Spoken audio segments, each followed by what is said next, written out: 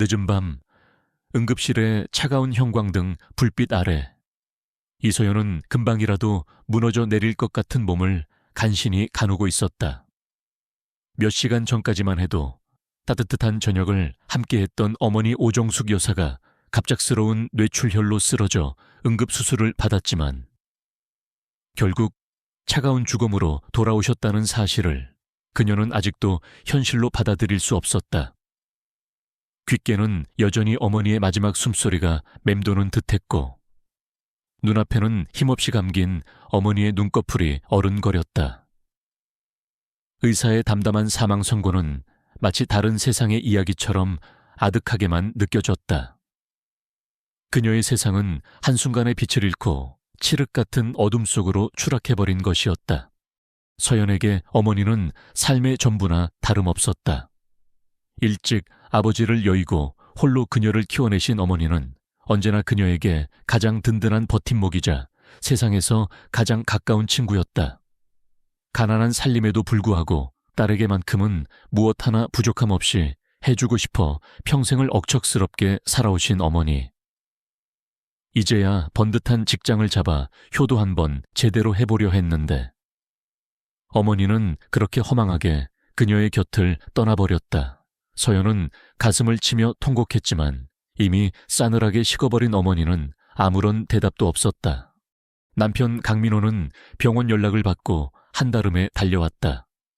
그는 슬픔에 잠긴 아내의 어깨를 감싸 안으며 위로의 말을 건넸지만 어쩐 일인지 그의 눈빛에서는 깊은 슬픔이나 진심 어린 공감이 느껴지지 않았다. 그는 그저 의례적인 행동을 하는 것처럼 보였고 서연의 슬픔보다는 장례 절차나 앞으로의 일들에 대해 더 신경 쓰는 듯한 인상마저 주었다. 여보, 너무 상심하지 마.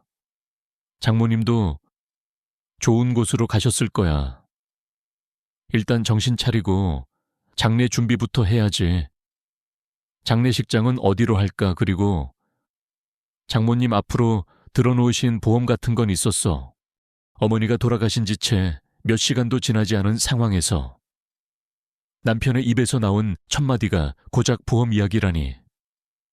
서연은 순간 자신의 귀를 의심했지만 민호는 아랑곳하지 않고 장례 비용이나 절차에 대해 계속해서 질문을 던졌다. 그의 목소리는 이상하리만큼 침착했고 그의 눈빛은 어딘지 모르게 번뜩이는 듯한 느낌마저 들었다. 서연은 지금 자신이 겪고 있는 슬픔과는 너무나도 동떨어진 남편의 모습에 알 수 없는 위화감과 함께 불길한 예감을 느꼈다. 하지만 지금은 그런 생각을 할 겨를이 없었다. 당장 어머니의 장례를 치르는 것이 우선이었다. 장례식장은 병원과 연계된 곳으로 급하게 마련되었다. 친척들과 지인들에게 부고를 알리고 영정 사진을 준비하고 조문객을 맞이할 준비를 하는 동안 서연은 잠시도 쉴 틈 없이 움직여야 했다. 하지만 그녀의 머릿속은 온통 어머니에 대한 그리움과 남편에 대한 알 수 없는 의구심으로 가득 차 있었다. 민호는 상주로서의 역할을 비교적 성실하게 수행하는 듯 보였다. 그는 조문객들을 맞이하고 음식 시중을 들었으며 장례 절차에 필요한 일들을 척척 처리해 나갔다. 하지만 그의 행동 하나하나에는 어딘지 모르게 진심이 담겨있지 않은 듯한 느낌을 지울 수 없었다.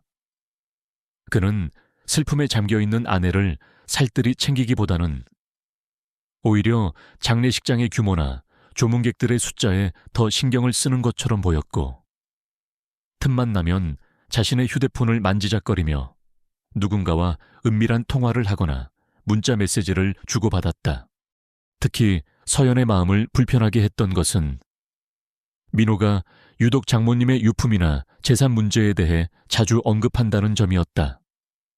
그는 장모님께서 평소에 아끼시던 물건들은 어떻게 정리해야 할까라거나 혹시 장모님께서 따로 남기신 유언 같은 건 없었어? 라는 식의 질문들을 아무렇지도 않게 던졌고 그때마다 서연은 그의 속셈을 알 수 없어 불안한 마음을 감출 수 없었다. 물론 남편의 이런 행동들이 그저 상황을 수습하려는 현실적인 대처일 수도 있었다. 혹은 그가 슬픔을 표현하는 방식이 자신과 다를 뿐일 수도 있었다. 서연은 애써 그렇게 생각하려 했지만 마음 한구석에서 피어오르는 의심의 불씨는 쉽게 꺼지지 않았다. 그녀는 직감적으로 느끼고 있었다.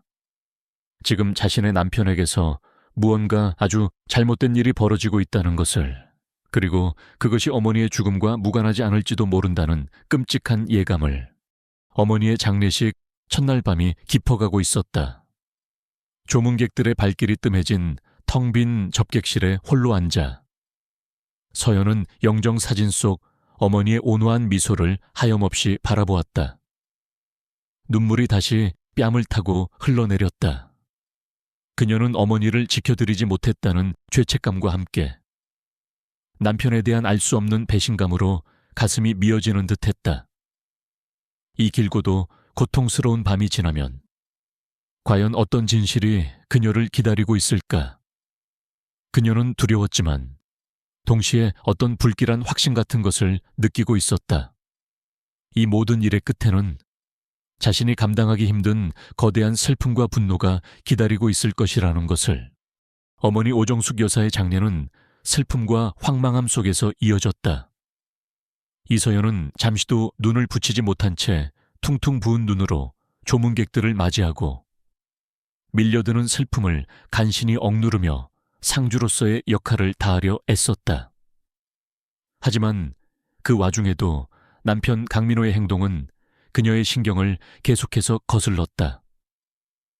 그는 슬픔에 잠긴 아내를 위로하거나 장례 절차를 돕기보다는 틈만 나면 휴대폰을 들여다보며 누군가와 문자를 주고받거나 심지어는 장례식장 한쪽 구석에서 지인과 통화하며 껄껄거리기까지 했다.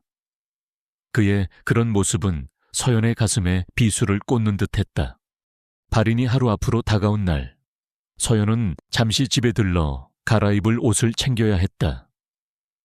민호는 장례식장에 남아 손님들을 맞이하겠다고 했고 서연은 홀로 택시를 타고 집으로 향했다. 며칠 만에 돌아온 집은 낯설고 휑했다. 어머니의 손길이 닿았던 모든 물건들이 이제는 슬픈 유품이 되어 그녀를 맞이했다. 서연은 옷까지 몇 개를 챙겨 다시 장례식장으로 돌아가려던 참이었다.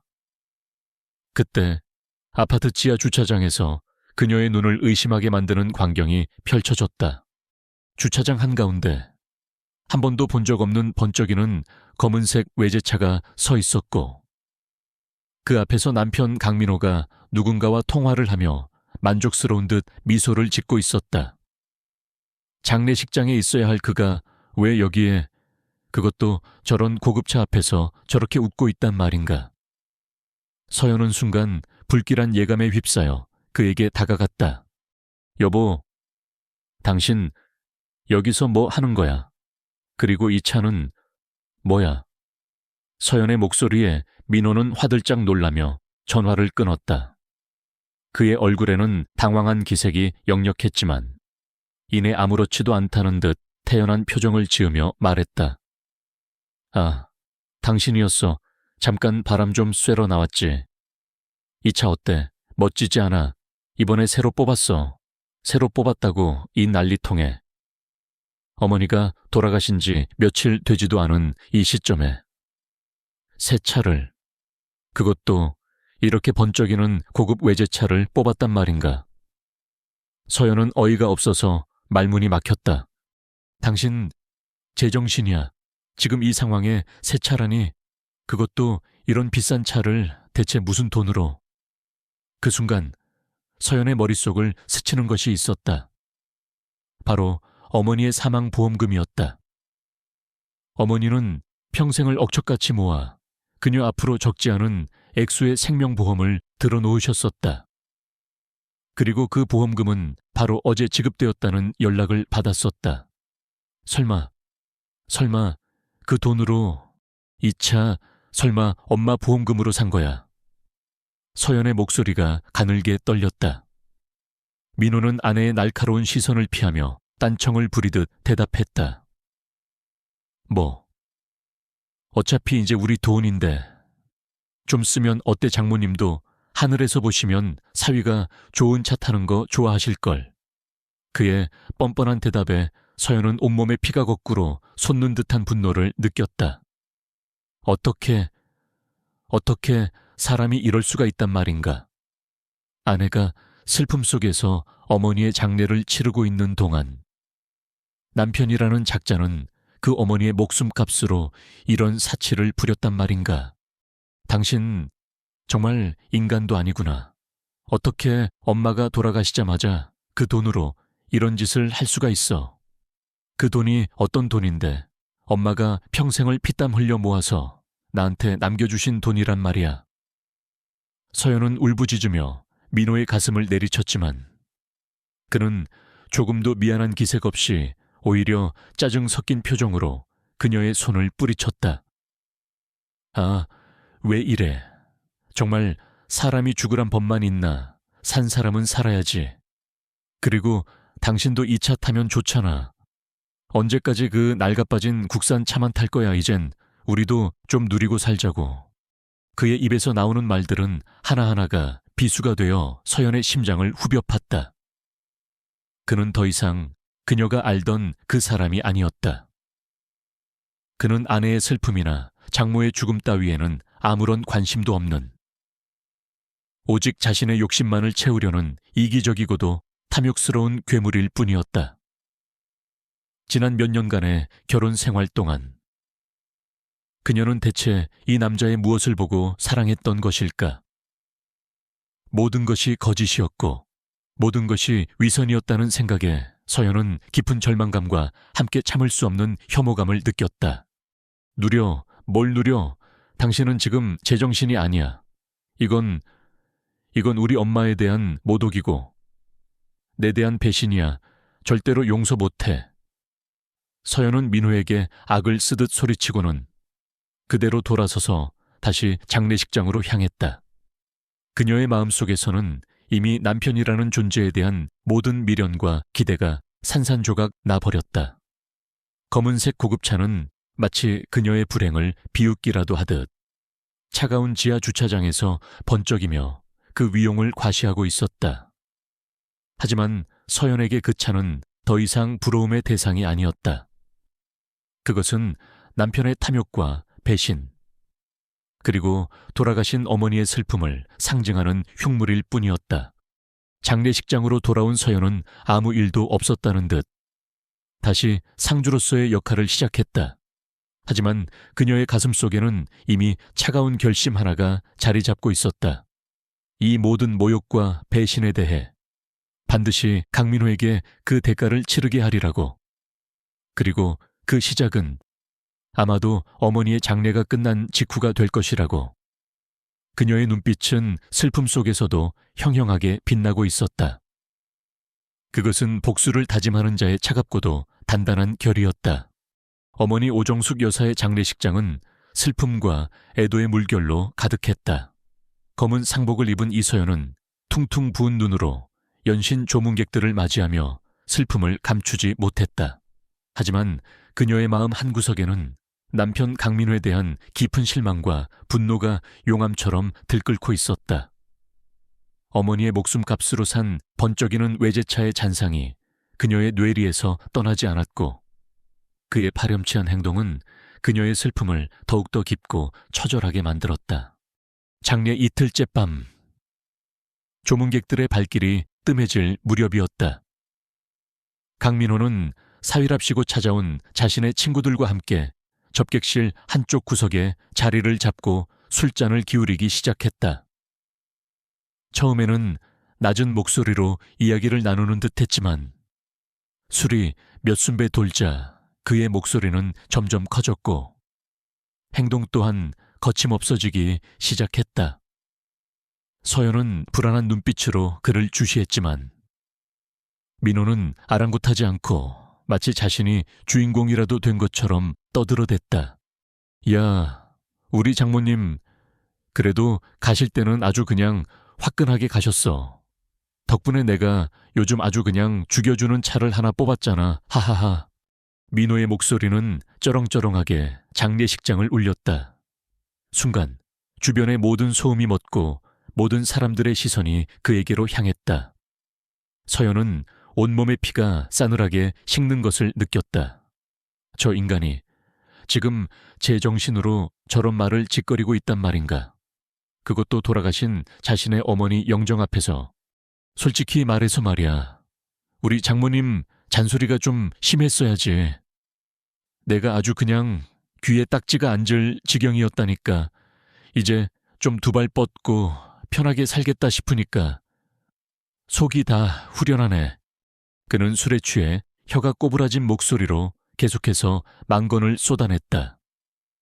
그의 친구들은 당황하며 그의 입을 막으려 했지만 이미 술에 잔뜩 취한 그는 누구의 말도 듣지 않았다. 그는 심지어 자리에서 일어나 비틀거리며 어머니의 영정 앞으로 다가가 술잔을 치켜들고는 이렇게 외쳤다. 장모님, 저승 가서는 부디 잔소리 좀 줄이시고 편히 쉬십시오. 그리고 저한테 이런 멋진 선물 남겨주셔서 정말 감사합니다. 제가 이 차 아주 그냥 닳고 잘 타고 다니겠습니다. 하하하. 그 순간 서연의 이성이 툭 하고 끊어지는 소리가 들렸다. 그녀는 더 이상 참을 수가 없었다. 그녀는 자리에서 벌떡 일어나 민회에게 달려가 그의 뺨을 힘껏 후려쳤다. 짝 하는 날카로운 파열음과 함께 장례식장은 순식간에 아수라장이 되었다. 이 미친 인간아, 네가 지금 제정신이야. 여기가 어디라고 그따위 망발을 짓거려. 서연은 울부짖으며 민호의 가슴팍을 마구 때렸다. 그녀의 눈에서는 뜨거운 눈물이 쉴 새 없이 흘러내렸지만 그것은 슬픔의 눈물이 아니었다. 그것은 분노와 치욕, 그리고 참을 수 없는 모멸감의 눈물이었다.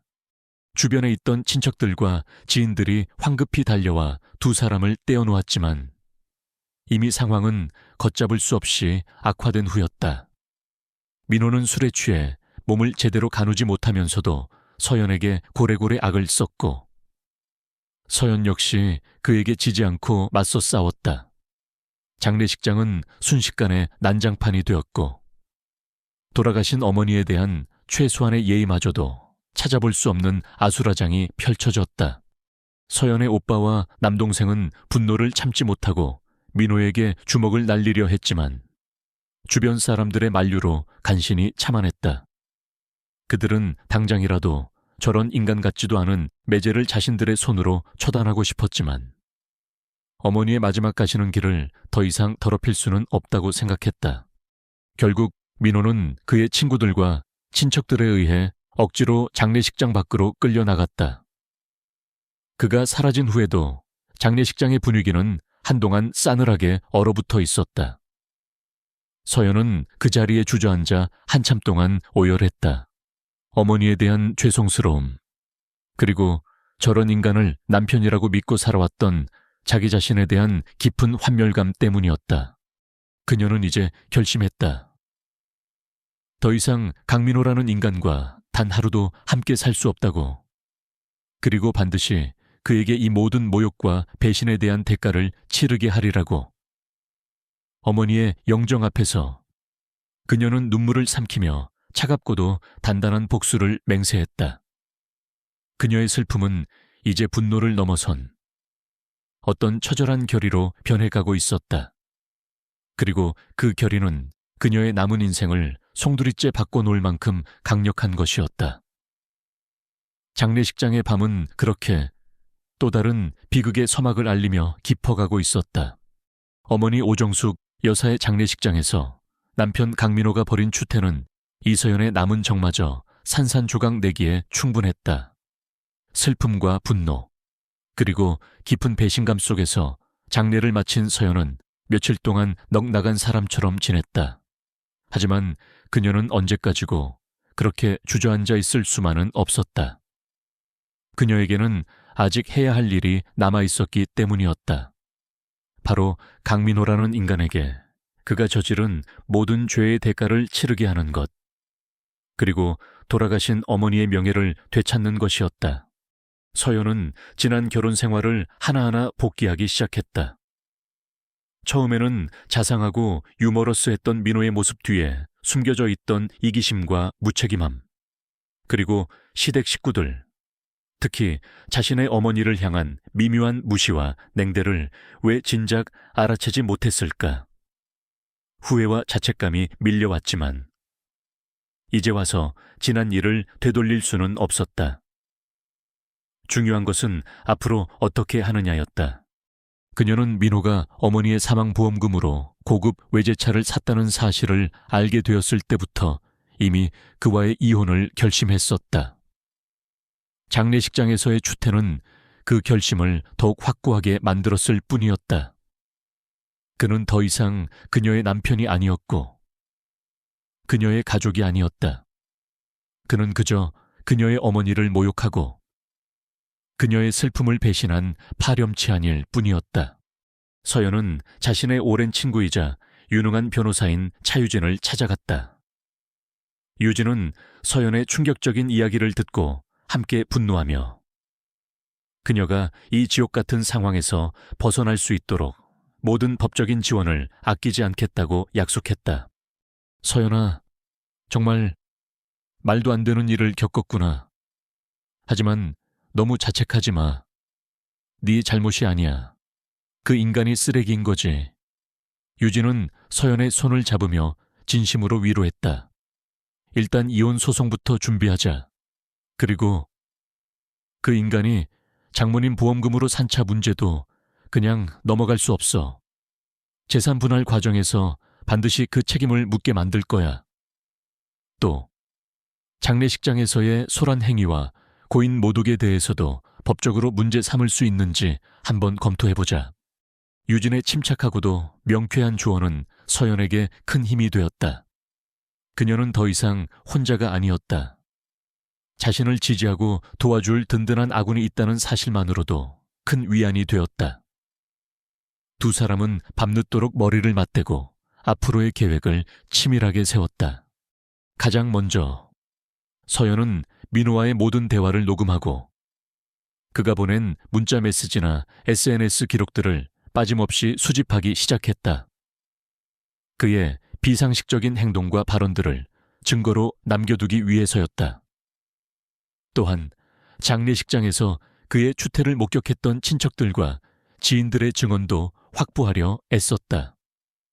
그들 대부분은 민호의 만행에 치를 떨며 기꺼이 서연의 편에 서주겠다고 약속했다. 서연은 또한 민호의 과거 행적에 대해서도 조심스럽게 조사하기 시작했다.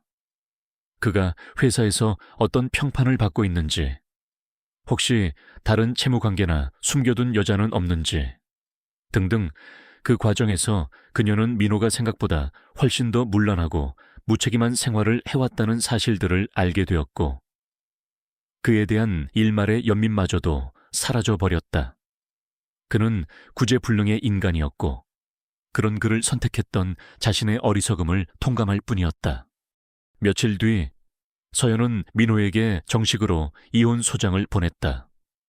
소장에는 그의 유책 사유들이 상세하게 적시되어 있었고 위자료 및 재산 분할 청구 내용도 포함되어 있었다.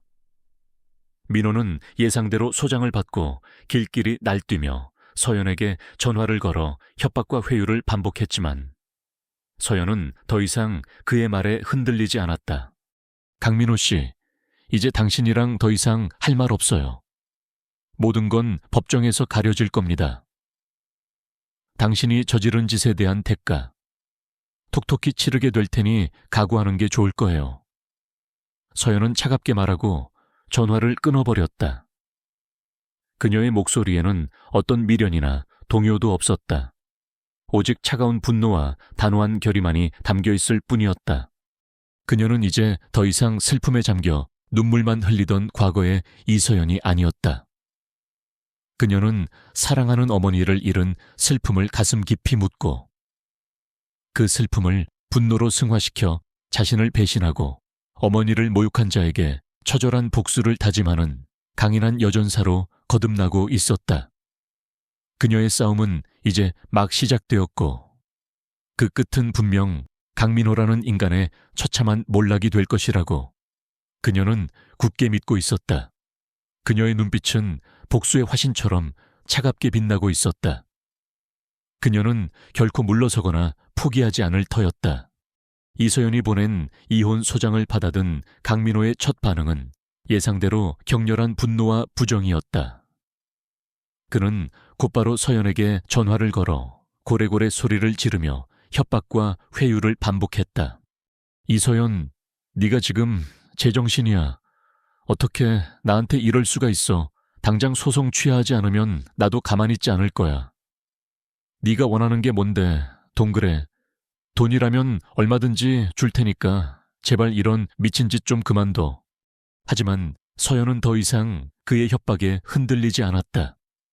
그녀는 차유진 변호사의 조언대로 민호와의 모든 통화 내용을 녹음하며 침착하게 대응했다. 강민호 씨, 나는 당신한테 돈을 바라는 게 아니에요.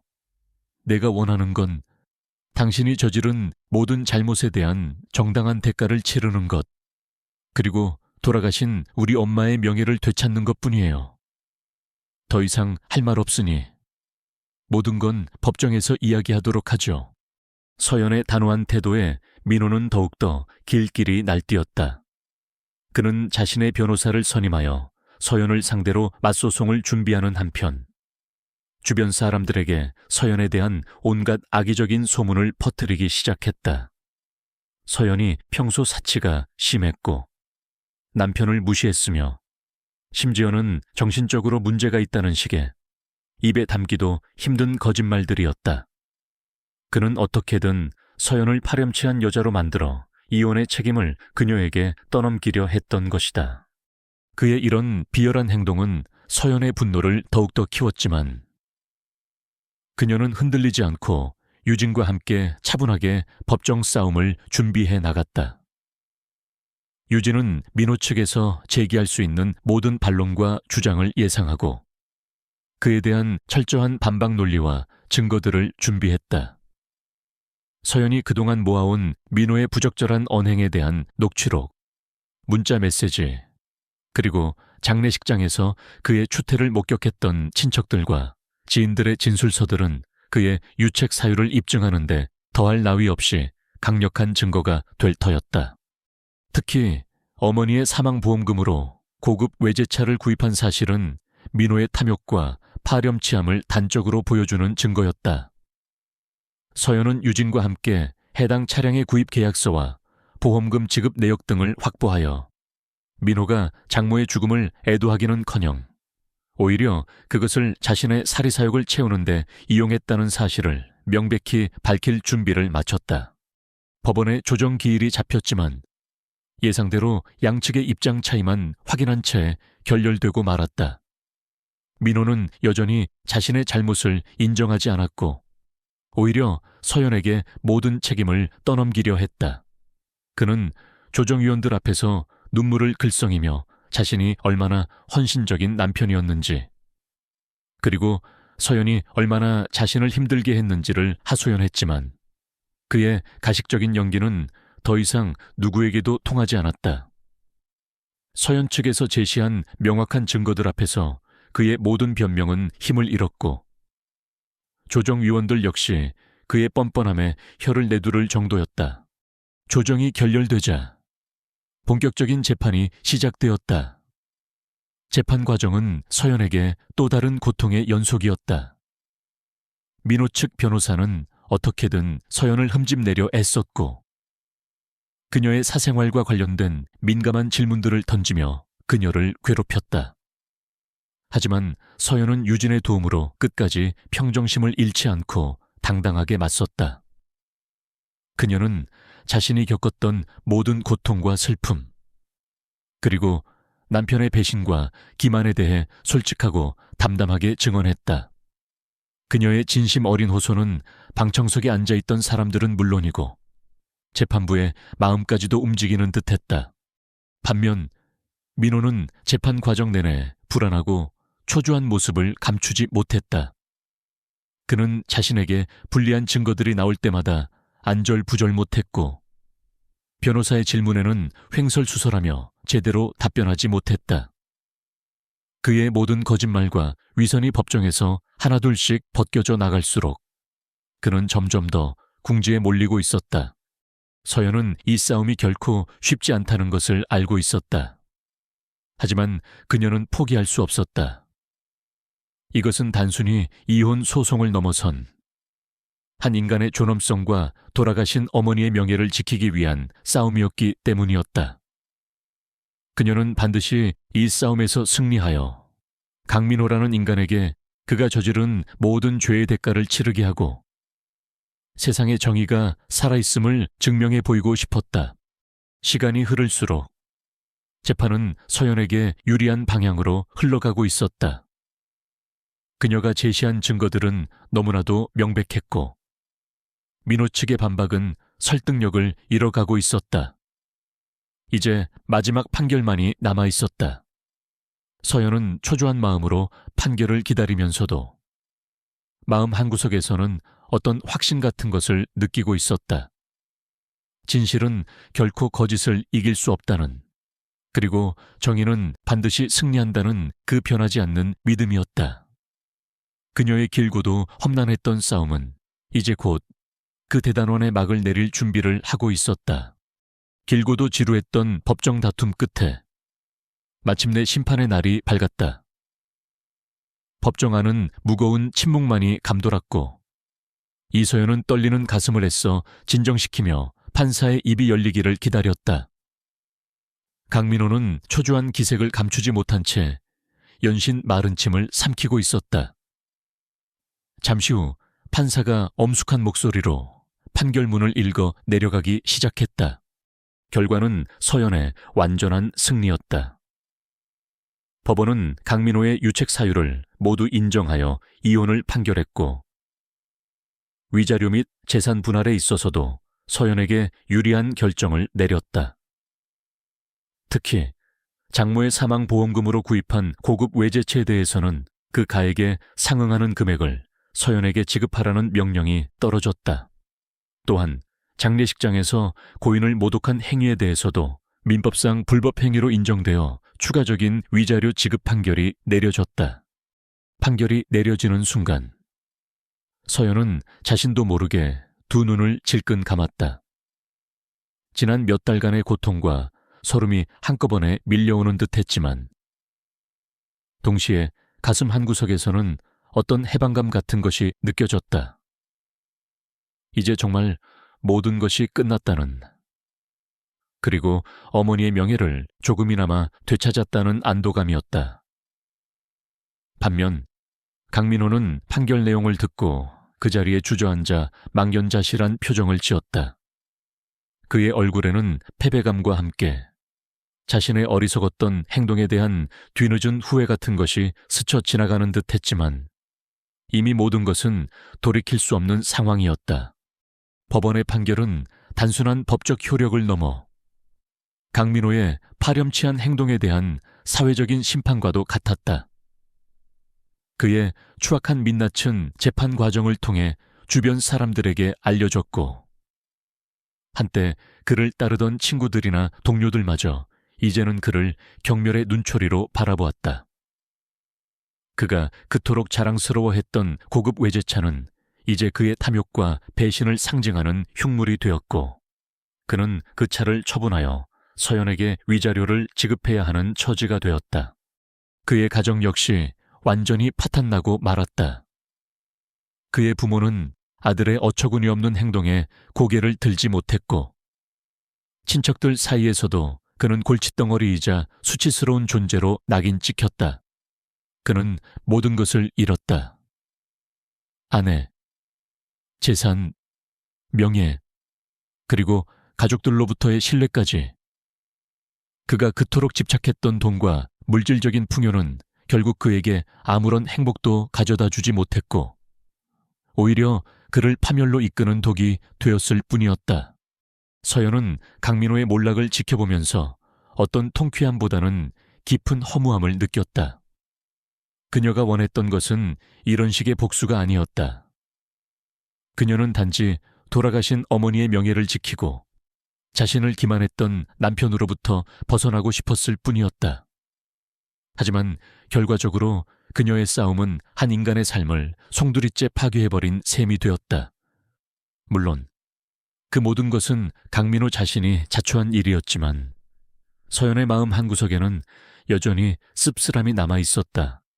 이혼 절차가 마무리된 후 서연은 한동안 깊은 슬픔과 상실감 속에서 힘겨운 시간을 보내야 했다. 어머니를 잃은 슬픔, 그리고 남편에게 배신당한 아픔은 쉽게 치유되지 않았다. 하지만 그녀는 언제까지고 그렇게 주저앉아 있을 수만은 없었다. 그녀에게는 아직 지켜야 할 어머니의 명예가 있었고 새롭게 시작해야 할 자신의 인생이 있었기 때문이었다. 그녀는 변호사 친구 유진의 도움을 받아 어머니의 이름으로 작은 장학재단을 설립했다. 어머니의 보험금과 위자료로 받은 돈의 일부를 출연하여 어려운 환경 속에서도 꿈을 잃지 않고 살아가는 학생들을 돕기 위한 것이었다. 그것은 돌아가신 어머니를 기리는 그녀만의 방식이었고 동시에 그녀 자신에게도 새로운 삶의 의미를 찾아주는 계기가 되었다. 강민호는 그 후로 어떻게 되었을까? 서연은 더 이상 그의 소식을 궁금해하지 않았다. 그는 이미 그녀의 인생에서 완전히 지워진 존재였고 그가 어떤 삶을 살아가든 그것은 더 이상 그녀와 아무런 상관도 없는 일이었다. 다만 그가 언젠가는 자신의 잘못을 진심으로 뉘우치고 조금이나마 인간다운 삶을 살아가기를 바랄 뿐이었다. 시간이 흘러 서연의 마음속 상처도 조금씩 아물어갔다. 그녀는 여전히 어머니를 그리워했고 때로는 과거의 아픈 기억 때문에 힘들어하기도 했지만 이제는 더 이상 절망 속에 갇혀 있지 않았다. 그녀는 장학재단 일에 몰두하며 새로운 사람들을 만나고 새로운 관계를 만들어 나갔다.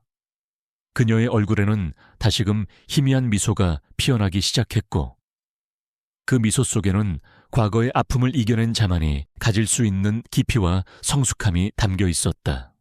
그녀는 깨달았다. 진정한 복수는 상대를 파멸시키는 것이 아니라 자신이 그 상처를 극복하고 더욱더 행복하게 살아가는 것이라는 것을. 그리고 그녀는 이제 그 행복을 향해 나아갈 준비가 되어 있었다.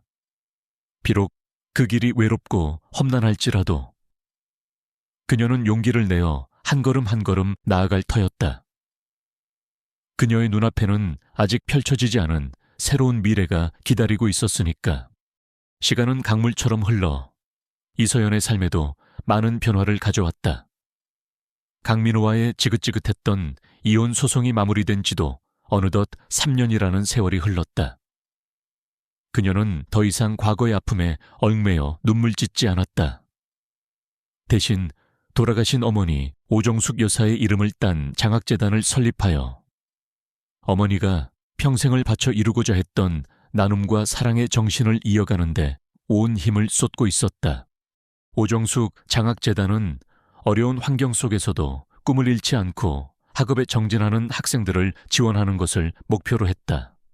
서연은 재단 이사장으로서 장학생 선발부터 후원금 모금, 그리고 아이들의 멘토링 프로그램 운영까지 모든 일에 발벗고 나섰다. 그녀의 진심 어린 노력 덕분에 재단은 조금씩 세간의 주목을 받기 시작했고 많은 후원자들의 따뜻한 손길이 이어졌다. 그녀는 재단을 통해 도움을 받는 아이들이 밝고 건강하게 성장해 나가는 모습을 보면서 어머니를 잃은 슬픔을 조금씩 치유받고 새로운 삶의 의미를 찾아가고 있었다. 그녀의 얼굴에서는 과거에 깊었던 그늘 대신 온화하고도 강인한 빛이 흘렀다. 물론 어머니에 대한 그리움과 남편에게 배신당했던 상처가 완전히 사라진 것은 아니었다. 하지만 그녀는 이제 그 아픔을 자신의 성장을 위한 밑거름으로 삼을 줄 아는 지혜를 터득했다.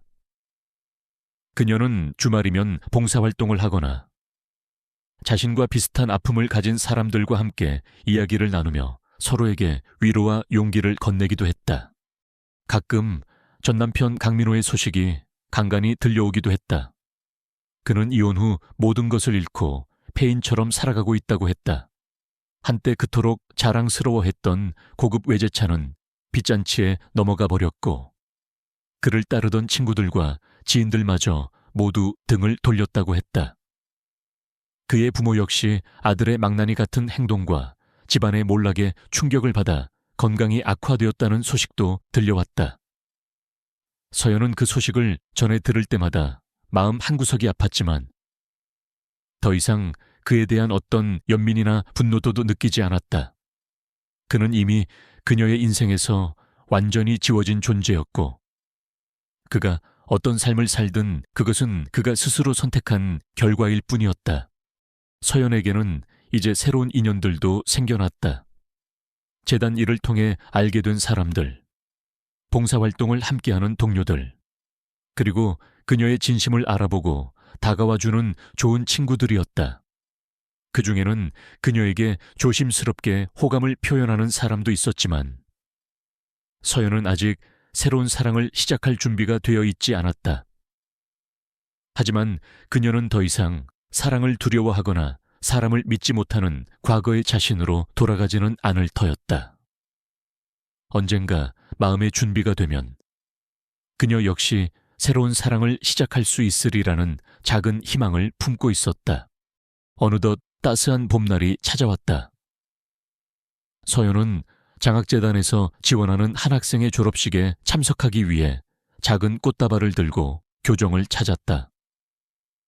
어려운 환경 속에서도 우수한 성적으로 졸업하고 이제 사회에 첫발을 내딛는 학생의 밝은 미소를 보니 마치 자신의 일처럼 가슴이 벅차올랐다. 학생은 서연에게 다가와 진심으로 감사하다는 말을 전하며 자신도 앞으로 서연처럼 다른 사람들에게 희망을 주는 사람이 되겠다고 다짐했다. 그 순간 서연은 깨달았다. 자신이 어머니로부터 물려받은 가장 큰 유산은 돈이나 물질적인 것이 아니라 바로 사랑과 나눔의 정신이라는 것을, 그리고 그 정신을 이어가는 것이야말로 돌아가신 어머니를 가장 기쁘게 해드리는 길이라는 것을 그녀는 학생의 손을 잡고 따뜻하게 격려해 주었다. 졸업식이 끝나고 서연은 홀로 교정 벤치에 앉아 파란 하늘을 바라보았다. 그녀의 마음은 더없이 평화롭고 자유로웠다. 과거의 아픔은 이제 희미한 기억으로 남아있었지만 그 아픔을 통해 그녀는 더욱더 강인하고 성숙한 인간으로 거듭날 수 있었다. 그녀는 더 이상 슬픔에 잠겨 눈물 짓지 않았다. 대신 새로운 희망을 그리고 그 희망을 다른 사람들과 함께 나누며 살아갈 터였다. 그녀의 얼굴에 잔잔한 미소가 떠올랐다. 그것은 모든 고통을 이겨내고 마침내 평화를 찾은 자의 세상에서 가장 아름답고도 강인한 미소였다. 그녀의 새로운 인생은 이제 막 가장 찬란한 봄날을 맞이하고 있었다. 독자 여러분께 지금까지 남편은 어머니의 뇌출혈 보험금으로 고급차를 샀습니다. 장례식장에서 그는 술에 취해 고인을 모욕하는 말을 했습니다. 라는 다소 충격적인 제목의 이야기를 끝까지 함께 해주셔서 진심으로 감사드립니다. 이 이야기는 한 여성이 가장 깊은 슬픔과 배신감 속에서 어떻게 자신을 추스르고 정의를 실현하며 나아가 새로운 삶의 의미를 찾아 나서는지를 그리고자 했습니다. 주인공 이서연 씨가 겪었던 고통은 감히 상상하기 어려울 만큼 크고 깊었을 것입니다.